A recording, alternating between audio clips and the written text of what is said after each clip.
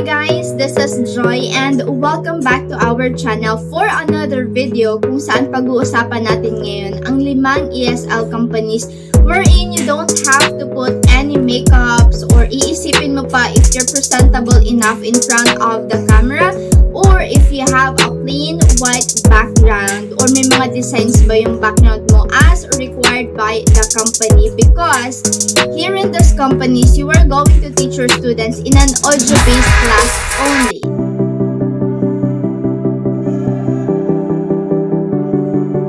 Guys, if you haven't subscribed yet, please click the subscribe button below and pakiclick na din yung notification bell so that you can get updated every time we post new videos kung saan mag-share tayo ng different ways for you to earn kahit nasa bahay ka.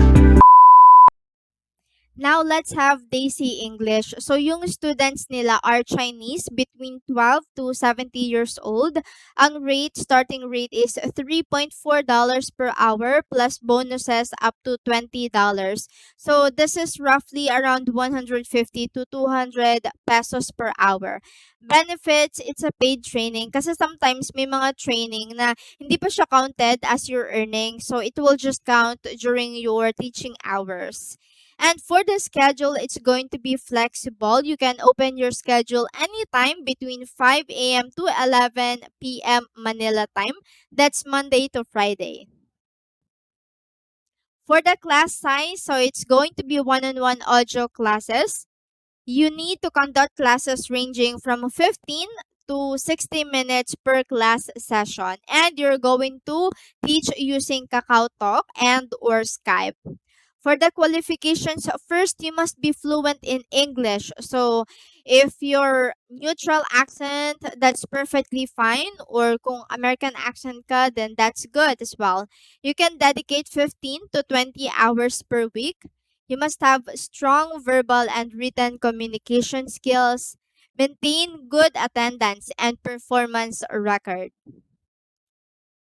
Another thing, quiet working environment is very important as well. So you need to have high-speed internet connection with at least 10 Mbps upload speed and 10 Mbps download speed. Chine-check nila yon kapag ka mag-a-apply ka. Sometimes sisendan ka din ng link kung saan mo itetest ang iyong internet connection. You must have laptop or PC with at least 4 GB RAM and Core 2 Duo. How you're going to apply? So, eto po yung link. Nandun din siya sa description box sa baba. Now, let's have a Spiiker. Their students are Chinese, both kids and adults. For the rate, you can earn 10 RMB or 72 pesos per 20 minutes class. Exchange rate may vary from time to time. And after 6 months, tataas yung rate mo to 11 Chinese yuan. So after 12 months, mag-a-add na naman siya. It will become 12 RMB. So yung payment, it will be given on the 5th and 20th of the month via BPI. For the benefits, they have fixed schedule. Lesson materials are already provided as well. They also have social incentives plus trial class, perfect attendance incentives, and re-enrollment. Sa schedule, teachers are required to teach from 7 p.m. to 11 p.m. And sa class size, it's going to be one-on-one audio lesson via Skype. So here's the requirements. First, you must have your Skype account, desktop or laptop, wired internet connection with at least 3 Mbps speed, Skype recorder, kasi i-record nila or kailangan mo i-record yung iyong lesson.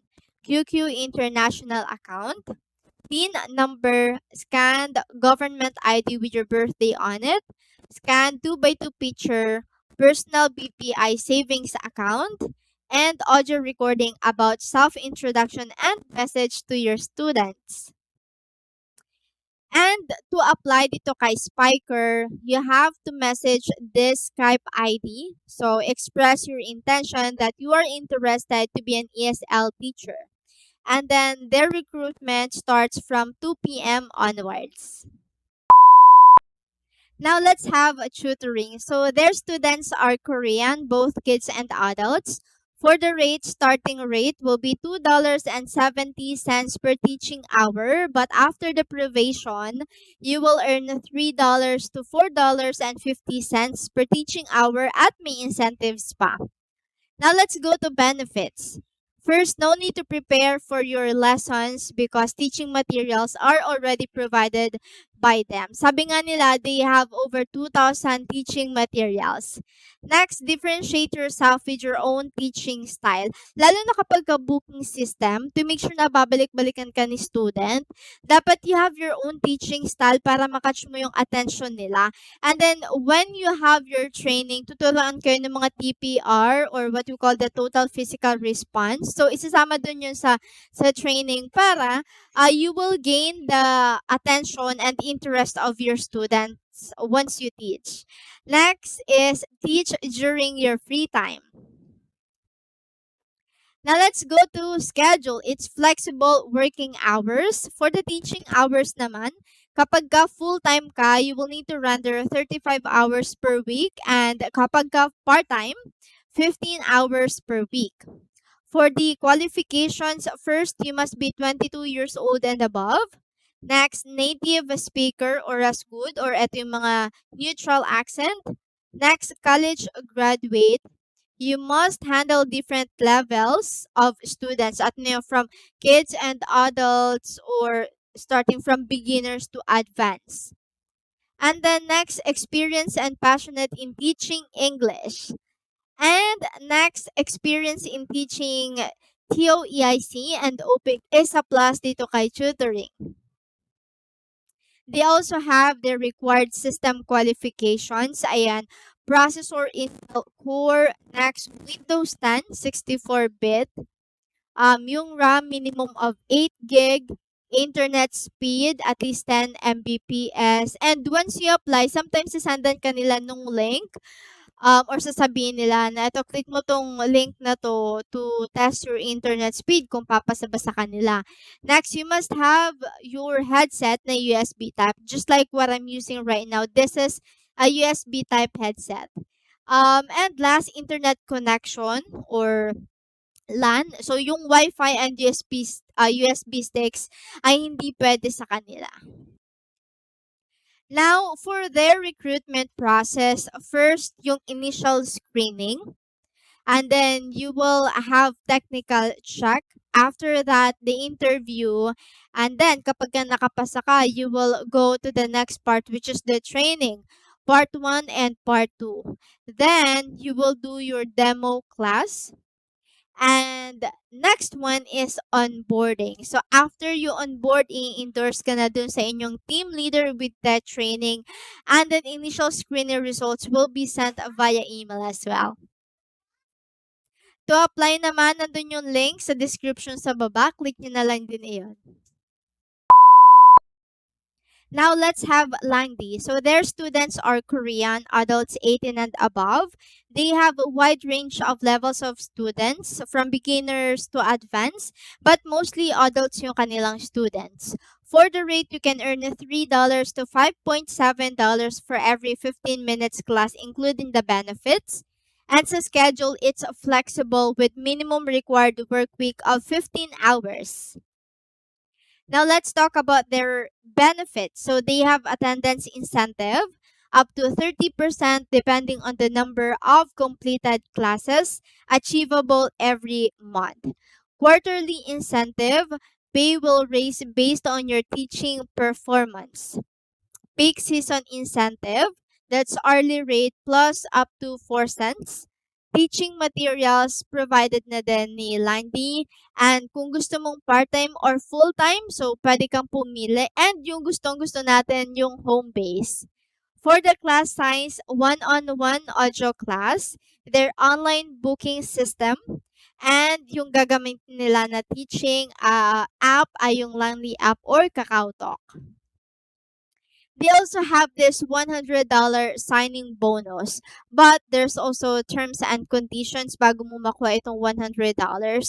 So, given when worth at least 6 months. So, dapat you're still with Langdy for at least 6 months.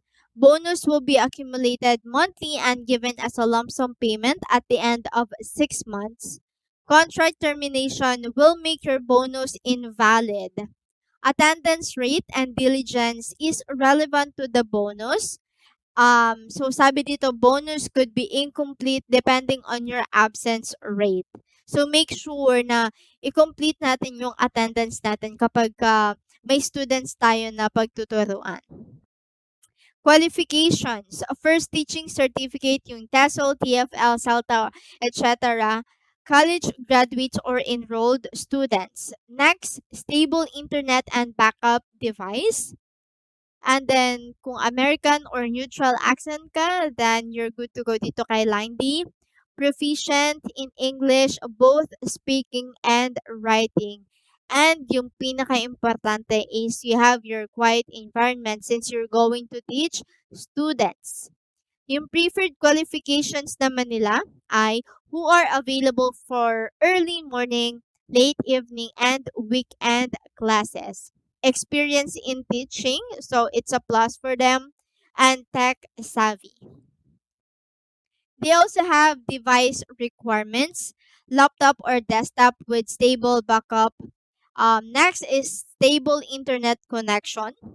You must have noise cancelling headphones and backup battery. So, how are you going to apply dito kay langdy? May form doon sa description box sa baba.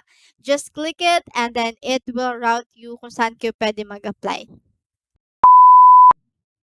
Now, let's have clasing elts or ELTS. So, their students are Europeans, both kids and adults, but sabi nila mostly ay adults.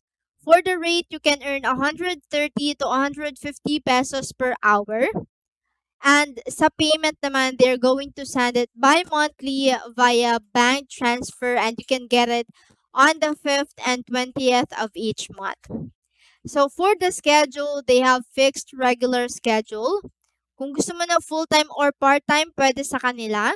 Kung full-time teacher ka, you need to render 40 hours a week between 7 a.m. to 3 p.m. or you have your other option na mag-teach during 3 to 11 p.m. That's Central European time.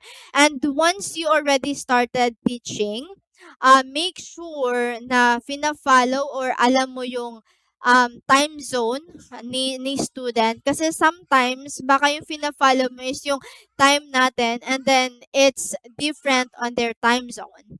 So yan baka mamali yung plotting or yung schedule. Next, for part-time teacher naman, 20 hours a week or you can start 3 to 7 p.m. or 5 to 9 p.m. Now, let's talk about their requirements. First, you must be 80 years old and above. Dapat may noise cancelling microphone headset ka. And then, you must communicate or you can communicate both in written and verbal English with a neutral accent. And good working environment. Yeah, dapat mahalaga yung working environment mo na dapat tahimik siya. Kasi that might disturb or affect the attention of your student. Next, high school diploma. And then PC or no power interruptions in your area. Well, hindi natin mapiprevent or hindi natin masasabi na hindi tayo magkakaroon ng power interruption. But at least ma-anticipate natin kung kailan. 'Di ba yung iba may mga FB pages din naman sila. So we can check kung magkakaroon sila ng power interruption lalo na kung halimbawa booking system or kung kailan ka magpa-plot ng schedule mo. So make sure na during that time na wala silang power interruption kasi that might affect your attendance. Next, stable internet connection with a minimum speed of 10 Mbps and backup instead kapag nawalan ka ng connection, internet connection, then you have your backup. Next, knowledge of Google Drive and Skype. And then last, ESL teaching experience, 6 months or more, and a college degree are preferred but not essential.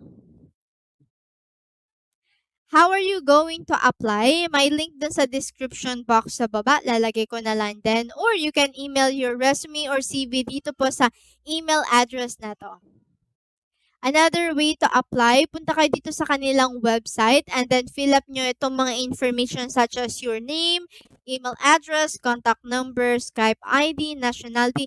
Yung Skype ID, make sure that you already have your Skype account kasi sometimes not only when teaching online, even sa iba yung work na papasukan, Skype, sometimes ito na yung nagiging mode of communication nyo ni employer. So make sure that you have your Skype account.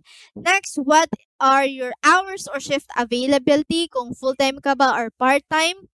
And then, current country of residence. Ito na yung sinasabi ko kanina na kailangan nilang alam or dapat alam mo din yung time zone nila or ni student para magmi-meet kayo kasi sometimes ayan kung hindi pares yung time zone niyo and then baka ma-miss mo and then magtataka ka kung bakit wala si student, yun naman pala kasi magkaiba kayo ng time zone.